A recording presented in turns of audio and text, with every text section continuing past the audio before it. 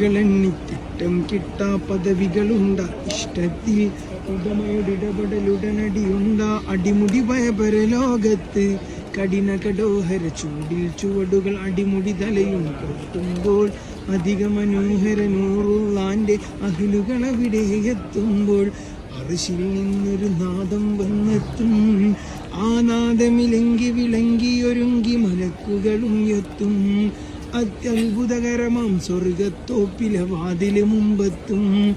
അവർ ചെല്ലും, അപ്പോൾ ചൊല്ലും മർഹബ പുല്ലും കടലതെല്ലും മഴവില്ലും മാരിച്ചെല്ലും ചേലുള്ളൊരു അരുവിയിലല്ലോ.